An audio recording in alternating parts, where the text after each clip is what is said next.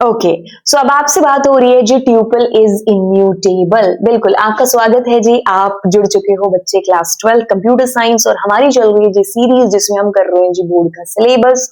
और तो फिर चलिए स्टार्ट करते हैं।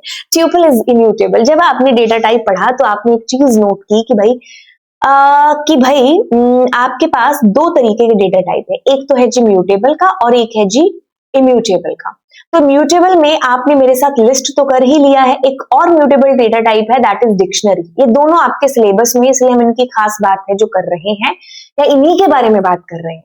इम्यूटेबल के अंदर इसके अलावा आपके पास क्या है, एक स्ट्रिंग इम्यूटेबल है, ट्यूपल इम्यूटेबल है, कोई इंटीजर है, कोई फ्लोट है, बुलियन है, दे ऑल आर इम्यूटेबल्स। ठीक है, अब बात को समझो। इम्यूटेबल का मतलब है कि आप इसमें कोई बदलाव नहीं कर सकते, कोई चेंज नहीं कर सकते। ठीक है, अगर आप कोशिश करोगे कोई चेंज करने की तो पॉसिबल है ही नहीं, क्योंकि इनकी फंक्शनैलिटी कहती है ना, आप मुझे बदल नहीं सकते। ठीक है, हमें बदला नहीं जा सकता। लेकिन जो लिस्ट है या डिक्शनरी है उनके अंदर आप चेंजेस कर सकते हो, ना केवल उनकी वैल्यू में, बल्कि आप उनके साइज को भी बदल सकते हो। किसी डेटा को डिलीट भी किया जा सकता है, किसी नए डेटा को ऐड भी किया जा सकता है। मतलब हर तरीके से पॉसिबल है उसकी स्ट्रक्चर के अंदर चेंजेस करना। बट वहीं पर जब बात आती है ट्यूपल की तो चेंजेस आर नॉट पॉसिबल। तो ट्यूपल इज इम्यूटेबल, हमने कहा ठीक है।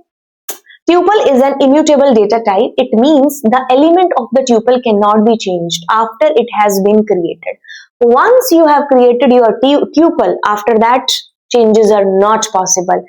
अगर आप कोशिश करोगे तो आपको मिलेगी एक खतरनाक सी एरर। अच्छा, कैसे मिलेगी? चलो, इसको प्रैक्टिकल करने की जरूरत नहीं है, मैंने इसमें लगा ही रखा है, ऑलरेडी अटैच कर रखा है। अगर मैं इसमें चेंज करूंगी तो आपको एक सोनी सी एरर आएगी जिसका नाम है जी टाइप एरर। अच्छा मैम, बिल्कुल मैम, ठीक है।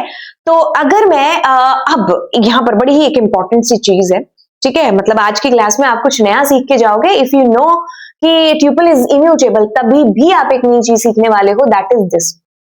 अच्छा जी, बड़ी ही खास सी बात है, इसको समझो। ये वाला एग्जाम्पल, जब आपने कहा पीका 3 तो आपके पास क्या आया? पीका 3 मतलब ये पूरी की पूरी वैल्यू आ गई। मुझे कैसे पता चला? 0 1 2 3, ये 3 नंबर इंडेक्स पर पड़ा हुआ है। तो दैट मीन्स कि आपके पास में क्या आया? 44, 55 एंड 66। ये कब आया? जब आपने कहा पीका 3। अब आप क्या कर रहे हो? पीके 3 के साथ आप क्या कर रहे हो? 0। तो अब ये 0 है, ये 1 है, ये 2 है, दैट मीन्स हम इसको डिनोट कर रहे हैं। अब मैं इसके अंदर कोई चेंज कर रही हूँ, सपोज कि मैं इसके अंदर ये इक्वल्स टू 100 डाल रही हूँ, तो ये वैल्यू क्या हो गई? कट हो गई, 100 आ गया और आपके आउटपुट में भी आपको डिस्प्ले हो गया। और आपने कहा मैम, अभी आपने कहा था ट्यूपल इज इम्यूटेबल और आप इसमें चेंजेस कर रहे हैं, हाउ दिस इज पॉसिबल?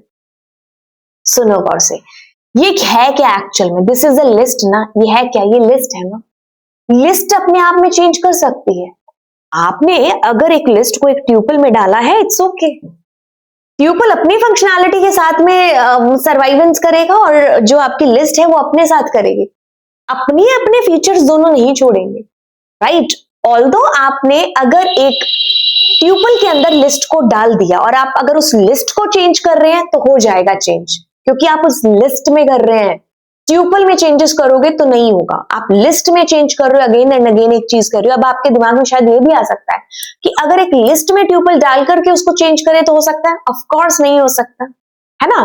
तो जब ट्यूपल के घर में लिस्ट बदल सकती है, अपने आप अपनी जो फंक्शनैलिटी उसको नहीं छोड़ सकती, तो लिस्ट के घर में ट्यूपल क्यों छोड़े अपनी फंक्शनैलिटी? वो भी तो इम्यूटेबल ही है ना।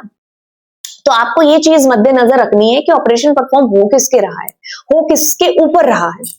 ठीक है, तो दैट्स वाई यहां पर आपको 100 है जो दिखाई दे रहा है, because we are not changing a tuple, actually we are changing the list and list is mutable. ये एक मेन रीजन है। आई होप ये चीज आपको समझ में आ गई होगी।